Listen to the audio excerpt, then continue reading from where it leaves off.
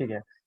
कल मैंने तुम लोगों को वो कैलकुलेटर वाला कोड करने बोला था, मैं वही करके बताता हूँ एक बारी वापस से। हम लोग सबसे पहले राइट क्लिक करते हैं और एक पैकेज ऐड करते हैं हम लोग। इसका नाम रखता हूँ मैं पैकेज कैल्सी। ओके, अब इस पैकेज पे राइट क्लिक करके I am adding new class. इस क्लास का नाम रखता हूँ कैल्सी क्लास, CALC।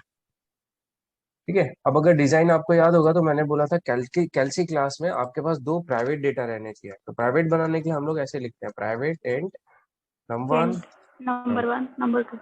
ठीक है, हो गया। फिर मैंने कहा था कि एक फंक्शन बनाइए जिसका नाम क्या रहने वाला है, रीड करके, वर्ड क्योंकि इन रीड दोनों नंबर्स को क्या करने वाला है, रीड करने वाला है। रीड स्कैनर से करना है। हम लोग फिर रीड करेंगे यहाँ scan what is scan from dot C. पे। ओके, एस आउट या एस आउट हम लोग पूछते हैं एंटर टू नंबर्स। तो एंटर द नंबर।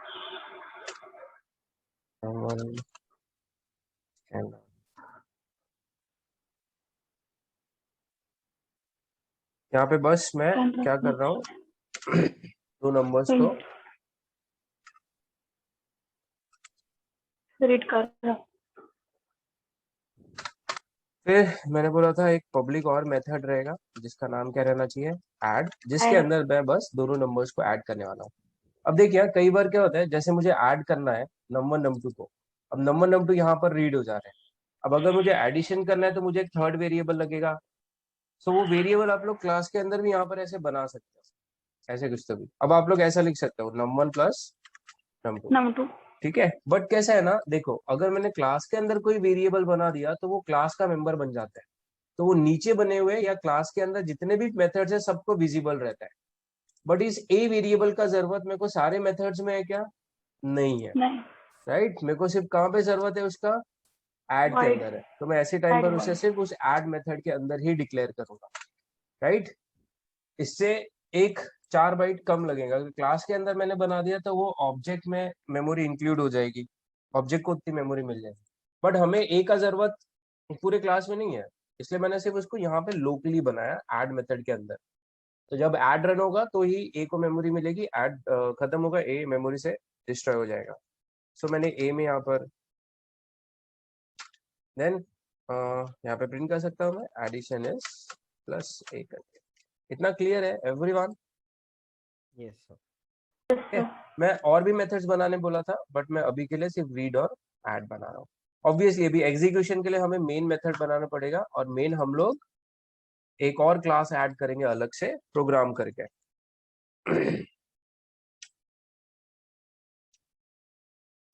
ठीक है, I am adding new class. इस क्लास का नाम मैं रखता हूँ प्रोग्राम क्लास, इंटर। इसके अंदर अपना क्या रहना चाहिए, मेन। अब मेन मेथड से मुझे उस कैलकुलेटर क्लास के पब्लिक मेथड्स को कॉल करना है। यानी सबसे पहले मुझे किसको कॉल करना है, सबसे पहले मुझे रीड को कॉल करना है ताकि नंबर नंबर 2 रीड हो जाएंगे। फिर मुझे ऐड को कॉल करना है ताकि दोनों ऐड हो जाए। अब मैं क्या करूंगा, कैल्सी क्लास का यहाँ पर एक ऑब्जेक्ट बनाऊंगा, कैल्सी कैल्सी इज इक्वल टू न्यू, बन गया ऑब्जेक्ट। सबसे पहले कौन कॉल होगा हमारा, रीड, ताकि नंबर नंबर 2 रीड हो जाए। फिर उसके बाद कौन कॉल होगा, ऐड कॉल होगा। राइट, अब मैं इसे रन कर देता हूँ यहाँ पर। कोड समझ में आया ना, कल वाला ही कोड है, एडिशन यहाँ पर प्रिंट हो गया।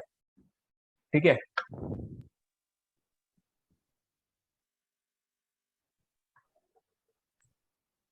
ओके। ये जो हमने कोड किया इसमें क्या हो रहा है कि हमारा जो मेथड है वो वैल्यूज रीड करता है प्राइवेट डेटा के लिए, और दोनों को कैलकुलेट करके यूज करके फिर जो आंसर आ रहा है, वो रिजल्ट आ रहा है, वो खुद प्रिंट कर रहा है। अभी हमें क्या करना है, हम लोगों को दो क्लासेस के मेथड्स के बीच में कम्युनिकेशन करना है। मतलब कि इस बार क्या होगा, जो नंबर्स है, नंबर 2 है, वो रीड नहीं रीड करने वाला है। वो मैं मेन मेथड में रीड करके फिर रीड मेथड को पास करने वाला हूँ। जैसे हम लोग मेथड्स में पास कर सकते हैं पैरामीटर्स, वैसे हम लोग क्लासेस में मेन में रीड करके क्लास के अंदर मेथड को पास कर सकते हो पैरामीटर्स। मैं क्या करूंगा यहाँ पर, मेन में मैं यहाँ पर दो वेरिएबल्स बना रहा हूँ, N1 और N2। ठीक है, और जो दो नंबर्स है वो मैं यहाँ मेन में रीड कर रहा हूँ। सब लोग को दिख रहा है ना? हाँ सर। राइट। सो मेन में मैंने दो नंबर्स रीड कर लिए, scan dot next int n2 equals to scan dot next int. दो नंबर्स रीड कर लिए मैंने। अब ये दो नंबर्स मुझे यहाँ मेन से भेजने हैं इस रीड मेथड को। मुझे इस रीड मेथड को ये पैरामीटर्स, ये नंबर n2 क्या करने हैं, n1 n2 सेंड करने हैं। कहां पर? रीड को। हमको पता है हम लोग मेथड्स को पैरामीटर कैसे पास कर सकते हैं। अब ऑब्वियसली रीड को अगर मुझे कॉल करना है तो मुझे ऑब्जेक्ट लगेगा। ऑब्जेक्ट बना के मैंने रीड को कॉल किया, और कॉल करते समय ये जो मैंने n1 n2 रीड किया मेन में, वो मैंने पास कर दिया है।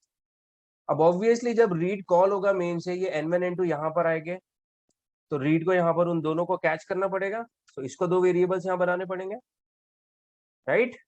अब ये n1 जो है वो कॉपी कर दे रहा हूं मैं num1 प्राइवेट डेटा num1 में, और जो n2 है वो कॉपी कर रहा हूं प्राइवेट डेटा num2 में। सबको समझ में आ रहा है? Yes, sir. ठीक है। मैंने मेन में रीड किया n1 n2 और उसको पास कर दिया क्लास के मेथड को। क्लास के मेथड से फिर वो प्राइवेट डेटा में सेट हो गया, राइट। फिर जब ऐड कॉल करेगा ऑब्जेक्ट तो उसको num1 num2 में ऑलरेडी वैल्यूज मिलेगी। तो प्लीज रिमेंबर कि जब आप लोग n1 n2 भेज रहे हैं तो n1 n2 लोकल है, पैरामीटर्स है। n1 n2 ऐड को नहीं दिखने वाले। ऐड को कौन दिखने वाला है? सिर्फ num1 और Number. num2 दिखने वाला है। ठीक है, मैं रन कर रहा हूँ इस कोड को। आंसर हमारा वही आने वाला है, बट इस बार जो है वो ऐड मेथड जो है, वो जो रीड मेथड है वो रीड नहीं कर रहा है।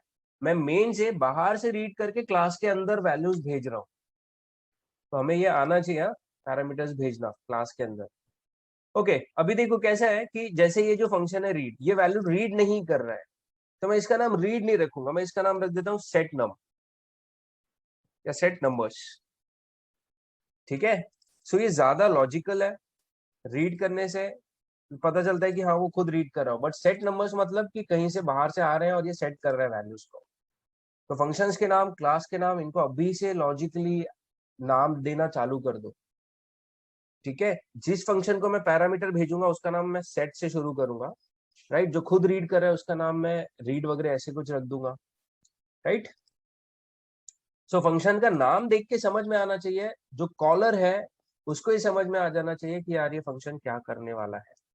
ठीक है। और मोर अगर आप लोग और अच्छे से डिस्क्राइब करना चाहते हैं, ठीक है, तो आप लोग अपने फंक्शंस को डिस्क्राइब कर सकते हैं प्रॉपरली, क्योंकि जब डेवलपमेंट होता है तो आपको ऐसे डिस्क्राइब करना पड़ता है, ताकि जो आपका कॉलर है, जो प्रोग्रामर आपके फंक्शन को, मेथड को कॉल कर रहा है, उसे डिस्क्रिप्शन में समझ में आ जाए आपका मेथड क्या कर रहा है। ठीक है। जैसे नेक्स्ट इंट है, नेक्स्ट इंट पे आप कर्सर होवर करो तो नेक्स्ट इंट का डिस्क्रिप्शन पूरा बताता है, वो बता रहा है ये, मतलब नेक्स्ट इंट को प्रॉपरली डिस्क्राइब किया है स्कैनर क्लास में। हम लोग भी हमारे मेथड्स को डिस्क्राइब कर सकते हैं। ठीक है। क्या है, स्लैश लिखना हो, दो बार स्टार देके एंटर दबा देना। ठीक है। मैं यहाँ पे डिस्क्राइब करूंगा दिस फंक्शन और दिस मेथड सेट्स,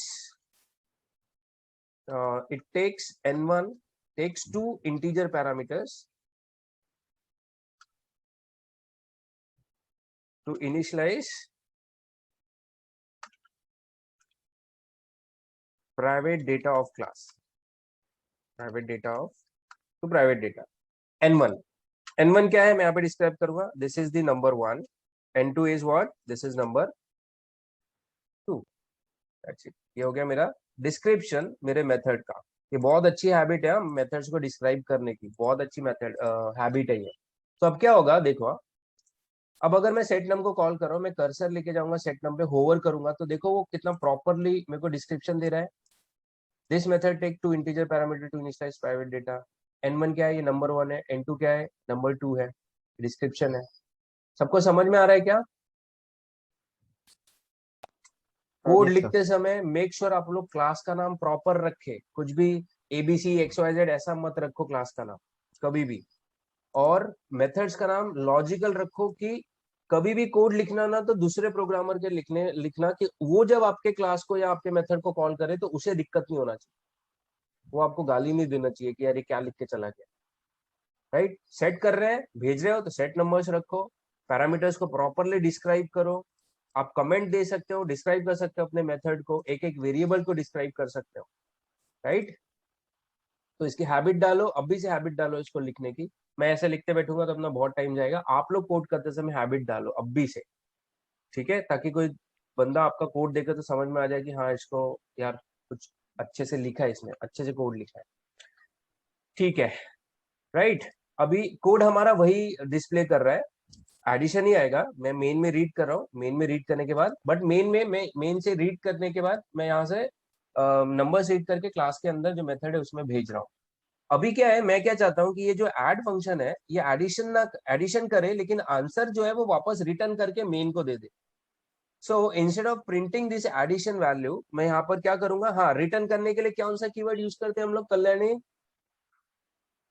मुझे ये ए वैल्यू रिटर्न करनी है वापस मेन को, क्या लिखेंगे यहाँ पे आशय?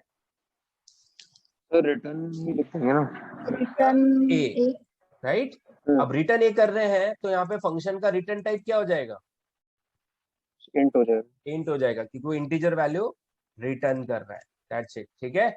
अब अगर यहाँ पे ऐड को कॉल कर रहे हैं, ऐड उधर से रिटर्न कर रहा है अगर क्लास के अंदर से, तो मुझे यहाँ पर वो वैल्यू कैप्चर करनी पड़ेगी किसी वेरिएबल में, क्लियर है, राइट? ओके, अब ये जो ए मैंने कैच किया है इसे मैं यहाँ पर प्रिंट कर सकता हूँ ऐसे, the addition is plus A, that's it.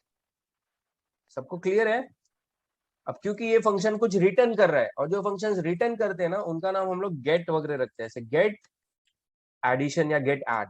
इससे समझ में आ जाएगा कि हाँ ये मेथड कुछ रिटर्न करने वाला है, कुछ गेट कर रहा है मतलब रिटर्न कर रहा है, ठीक है। ऐसे नेमिंग कन्वेंशंस की हैबिट डालो। हाँ, अब इसको मैं डिस्क्राइब कर देता हूँ। यहाँ पे बता रहा है @रिटर्न, यहाँ पे बोल सकता हूँ कि ऑन सक्सेस, और it will return the addition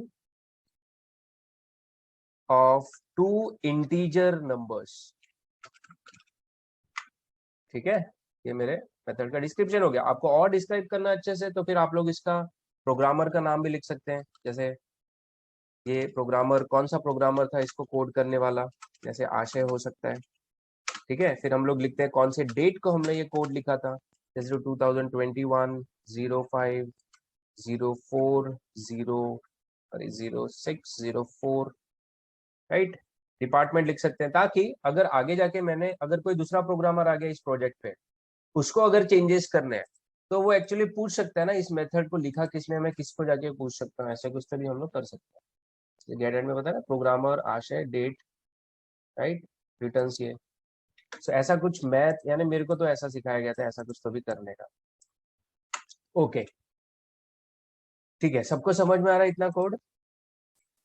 अब Yes, इसी sir. दो लाइन Yes, को, इसी दो लाइन को क्या मैं ऐसे भी लिख सकता हूँ, मुझे बताना।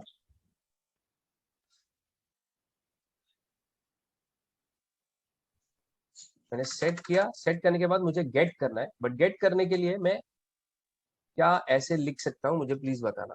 डॉट गेट एड, प्लीज मेरे को बताओ ये लाइन समझी क्या, आशय कल्याणी अथर्व, Yes, sir. समझ गया। हाँ sir. Right. Get add call होगा, इस बार जो रिटर्न कर रहा है उसको मैं कैच नहीं कर रहा हूँ, मैं सीधा प्रिंट कर दे रहा हूँ। वंशु, प्रिंट। वंशु समझ में आया क्या? हाँ। आंसर हमारा वही आने वाला है, तरीका sir. थोड़ा सा गलत हो गया। This is passing and returning values to and from the member functions. Class के अंदर जो मेथड्स है